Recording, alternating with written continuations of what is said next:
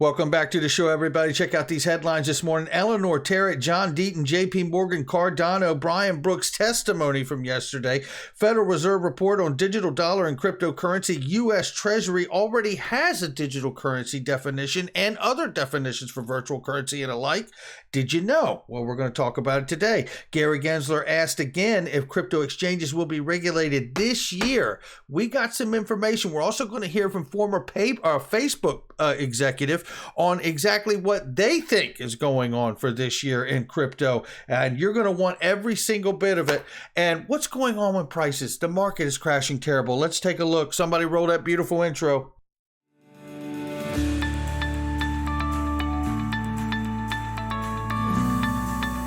Digital Perspectives with Brad Kimes. Come on in.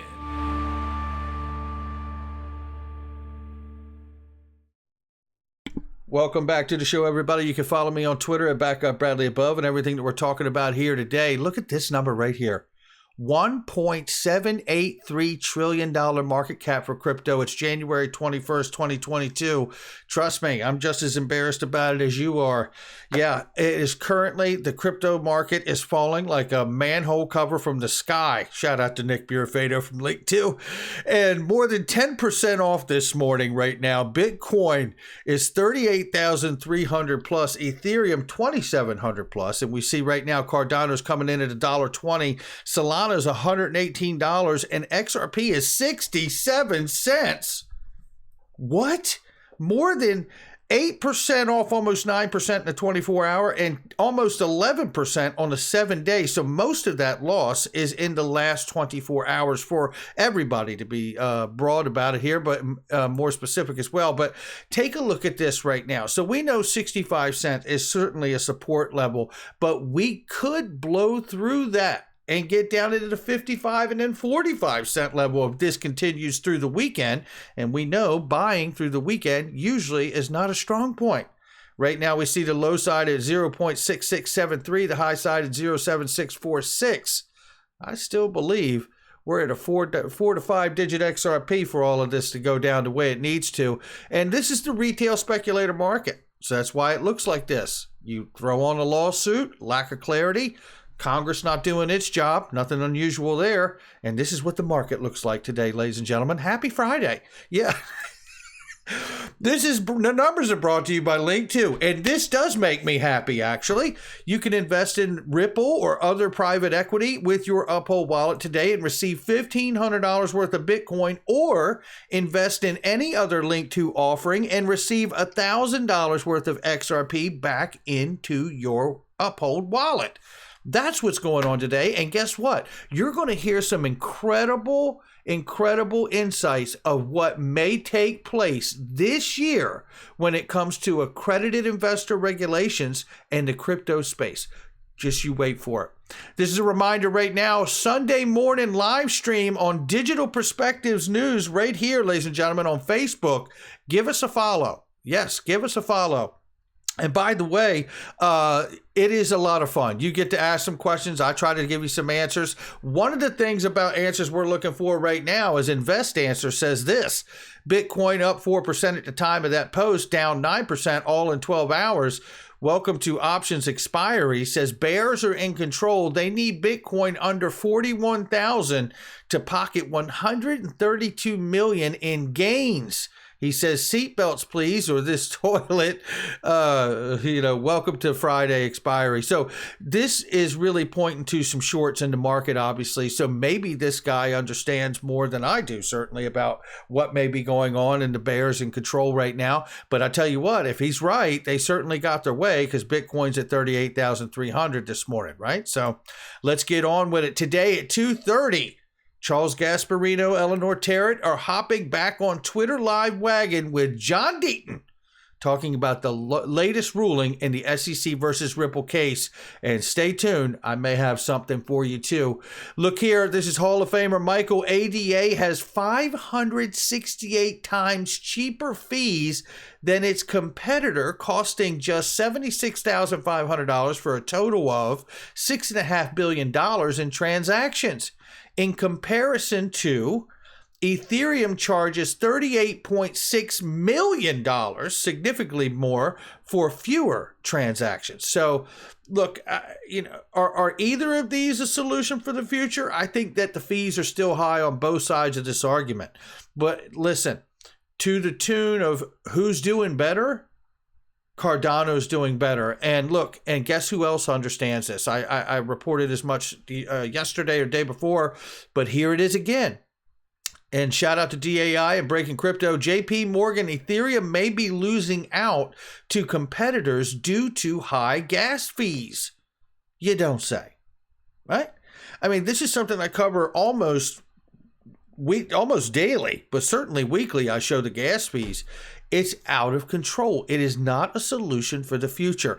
So look, scaling is the name of the game and this threshold that we're in of this new digital revolution, is it not? Scaling is the name of the game, and that comes into play with gas fees, and it comes into play with transactions per second, right? Now here it leads to this conversation from the Energy Commerce Committee evaluating crypto energy use today. And if you take a look at this, I'm not going to go through the whole thing. There was a lot there, but Bitfury CEO Brian Brooks, former OCC head, is arguing that Bitcoin mining uses more renewable power sources than the overall U.S. electric grid does on a relative basis. Citing figures from the Bitcoin Mining Council and the Cambridge Bitcoin Energy Consumption Index, but what is clear is that the 188 terawatt hours used by Bitcoin last year out of the about 155,000 terawatt hours consumed globally for all uses was sourced more sustainably than other uses on average. So, for example, Brian Brooks is making the point here that the energy mix used by Bitcoin mining was about 58% sustainably sourced last year, sustainable under the International Energy Agency definition, including wind, hydro, solar, nuclear, and carbon offsets, compared to 31% of the U.S. economy as a whole, he said.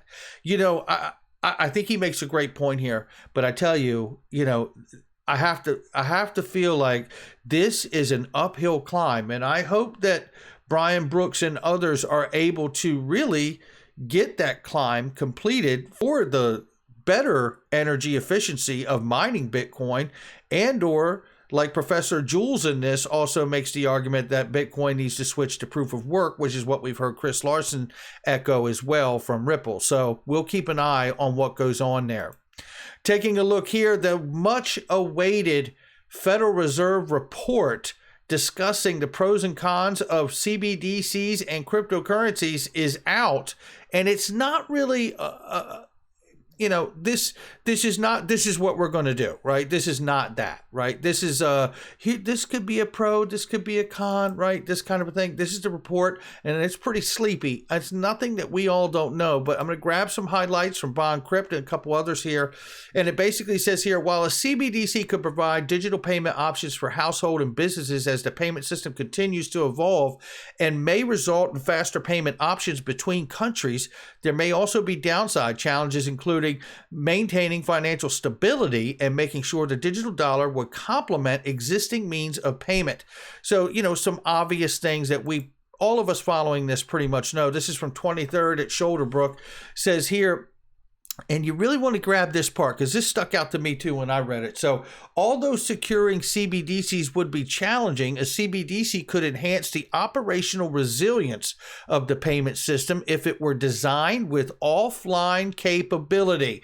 Now, we know that capability has been brought in as a feature for the ledger as well.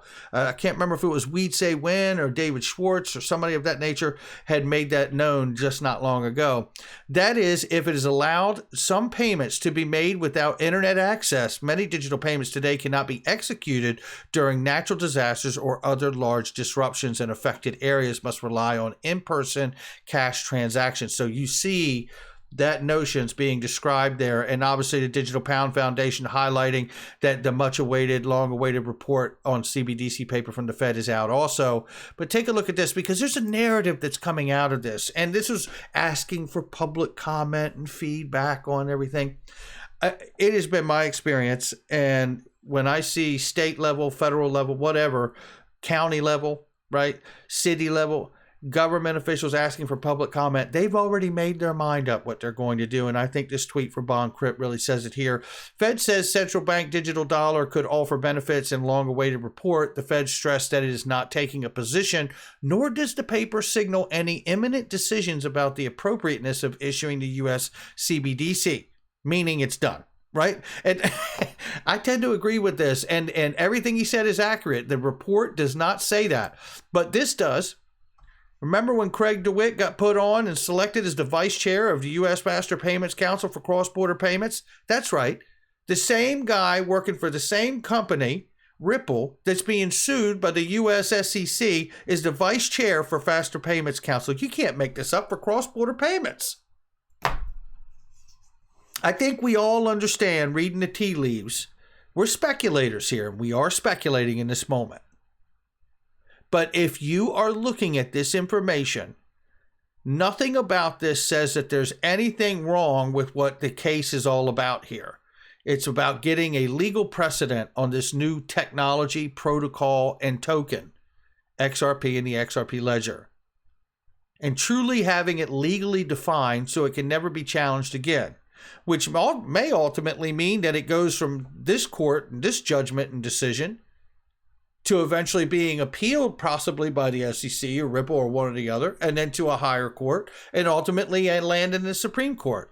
My hope is that no matter how it comes out in this stage of the game, that it comes out with the ability for Ripple to really explore U.S. customers, not retail, but U.S. customers in the financial system, and onboard them and have them begin to take advantage of the use and benefits and the full-scale intended use of XRP and the XRP ledger, no matter what the outcome of this case really is. And I think this narrative right here, if there was a real problem with what Ripple is doing and XRP and the ledger, would Craig DeWitt ever have a chance to be the vice chair on this council? I think the answer is no. The Federal Reserve is examining the pros and cons of the issuing U.S. central bank digital currency. Russia bans crypto, does not discard the digital ruble. China bans mining, but approves the digital yuan. Can you see where all of this is going? Exactly. All of this is going to the on and off ramps, albeit on the front end, on the retail side, consumer side, or on the wholesale back end side. CBDCs are coming, and so are a heightened prudential and supervisory regulatory oversight of private and public stablecoins, I believe, right? Here's even more evidence that we're on the right track here. This is the USTreasury site, and they already have definitions, and shout out to XXX Toast XXX. For the purpose of OFAC sanctions, which is a regulatory agency connected to the Treasury, handles the foreign sanction side of things, and FSOC handles the domestic national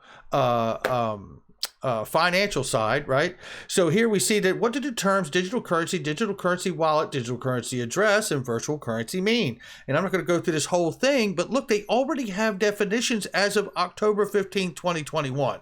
Digital currency includes sovereign cryptocurrency, virtual currency, non-fiat, and a digital representation of fiat currency. I mean, a digital currency wallet is a software application that provides means of holding, storing, and transferring digital currency. I mean, it goes through all of this. A digital currency address is an alphanumeric identifier. We know this, right? A virtual currency is a digital representation of value that functions as a medium of exchange, a unit of account, and or a store of value, is neither issued nor guaranteed by any jurisdiction. This narrative is already home. I mean, to me, like I said, this case is about getting real legal clarity on what these protocols are, right? Starting with the XRP ledger. SEC's Gary Gensler wants crypto exchanges regulated in 2022 and warns on stablecoins. I just want to touch on this to show that, look, the Fed report finally released, right? The Securities Exchange Commissioner Gary Gensler said on Wednesday he hopes this will be the year the agency regulates cryptocurrency exchanges. As lawmakers in the crypto industry, major players debate how the booming asset class should be overseen. Washington's regulatory agencies have been the forefront of those discussions. A number of proposals are floating around Congress and the executive branch, yet it is unclear whether 2022 will see any of them get implemented. You shouldn't put timelines on yourself, but I will say, I sure hope so. Gary Gensler told Yahoo Finance on a call with reporters when he asked whether it would be the year that SEC regulates crypto trading platforms. He says if the trading platforms don't come into their regulated space, this will be another year of public being vulnerable, he added. Now, we know where his position is on that, right? So, highly speculative asset class, yada, yada, yada. I mean, I don't want to go down and bore everybody with it, but nevertheless, listen to this. FINRA considers changing crypto regulations to better protect investors. This seems like this is a high probability of the narrative I'm seeing with the Federal Reserve report. Gary Gensler saying he'd like to see the regulation this year. FINRA says our members today are involved in the sale of some digital assets, some securities, some not securities. And when customers interface with one of our members and then buy a cryptocurrency or buy a digital asset, there are disclosure rules that apply today. Cook added that when we take this opportunity to talk about those rules and also to see if there are additional enhanced requirements that ought to apply, so that when people buy a product that's not regulated, they may not know that they're kind of, listen to this, flipping out of the broker-dealer regime into a different regime because they're dealing with the same broker-dealer. Cook said that FINRA plans to publish its examination priorities for this year within the next month. This should be something to really look out for here, because I tell you something, this whole, they may not know, they're kind of flipping out of the broker-dealer regime into a different regime because they're dealing with the same broker-dealer. Isn't this, in fact, lining up exactly what Gary Gensler's talking about? He wants this market largely to be consider digital asset securities. I ask you the very important question, who's stopping him? I'll wait. Who's stopping him? No one, right? So that's why I believe this case is also important, because I believe XRP should get through the door as a virtual currency and not a digital asset security. We shall see. Take a look right here, because this is important. Again, this is Chamath, and I don't want to say Palapatia, from Facebook, formerly huge executive, huge macro investor in this space. Very quickly, listen to this quick snippet of what he believes is going to be one of the biggest things financially going on this year. Asset. Most anticipated trend of 2022. What do you got, Chamath? A trend you're anticipating in 2022? Peer-to-peer payments, the destruction of traditional rails, it will come out of Africa. Boom. And we know that Ripple and XRP are hugely connected in Africa, and so is Cardano, right?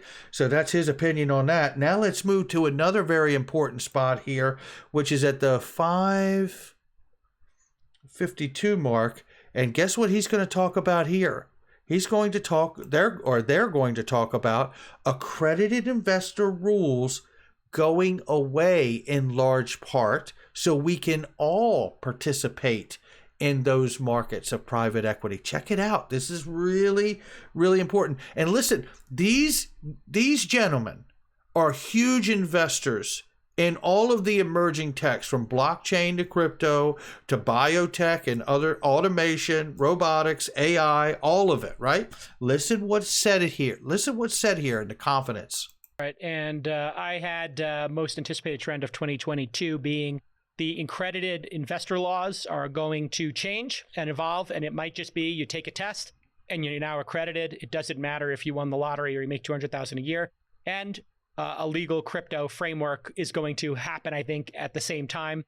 So those regulations combined are going to empower really interesting capital formation on a global basis, whether it's running a syndicate with everybody in the world, including non-accredited investors, or DAOs, or those two things merging, or as Balaji is talking about, a cap table over here that's mirrored on a blockchain at the same time, and people being able to trade their interest in Chamath's fund or Sax's fund or one of my syndicates with tokens on the internet. And that could become That's pretty cool. A major unlock. Wow. I mean, think of this for a moment. Look at what we're watching happen here. If broadly the crypto space is tucked into a designation of digital asset securities, we see fractionalized stocks being offered all over the world now, right? You then lower in passing regulation or getting that clarity, the accredited investor, requirements to a much easier height bar for participation. Think about the capital formation that could take place now. Think of this for a moment. The entire markets will change and there will be a flooding of money into these spaces that we have never seen before. Really remarkable. And then there's one more spot I did want to get here, and I believe it was right here. Let's take it right here. Check it out. These could just start selling if it was structured that way. Most anticipated film. Oh, actually, you know what? I wanted to give it to you from here. Sorry about that. Here we go, right here. That's pretty cool. A major unlock where, if you were in... I don't have social, a fund. I run a meager family office. Well, if you were in your earlier funds and there was still stuff trickling to Social Capital 3, the people who have that could sell it back to you or sell it to each other if they wanted to get liquidity. And that's going to be super interesting, especially if it can happen just globally, where some person in China decides they want to have access to U.S. funds. RLPs could just start selling if it was structured that way.